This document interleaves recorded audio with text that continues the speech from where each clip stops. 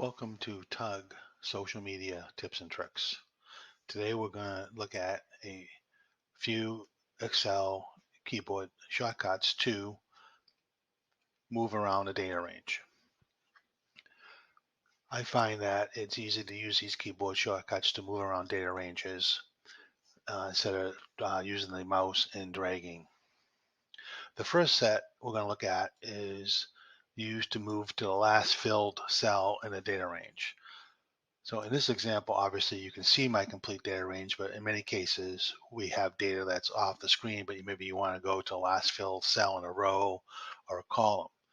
So I'm in cell A2, and if I hit the control and the arrow key, right arrow key, it will jump to J2, the last filled row, filled cell in that row. If I hit the control down arrow, it will go to the last filled cell in column J. Again, I can use the control left arrow and jump to the first filled cell in row 24. And if I do control up, it will jump to the last filled cell in column A. Notice where I started in A2, this went to A1 because again, it's going to the last filled cell, not the cell I started in.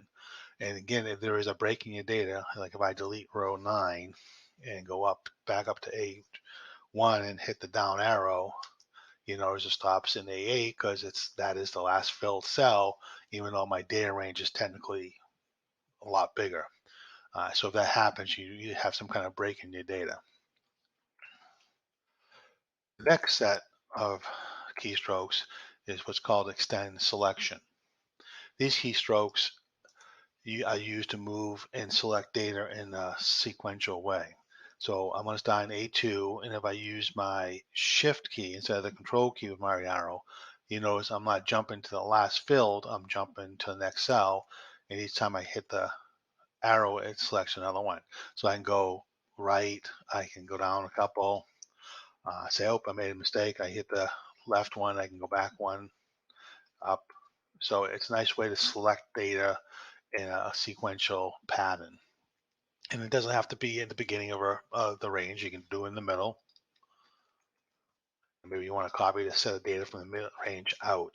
Again, that's shift with the up, down, right, and left arrows.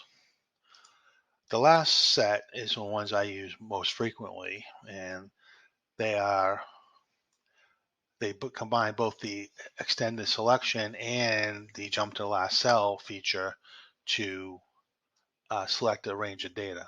I use this quite frequently because I pull data from other programs, for example, Procore in CSV file format.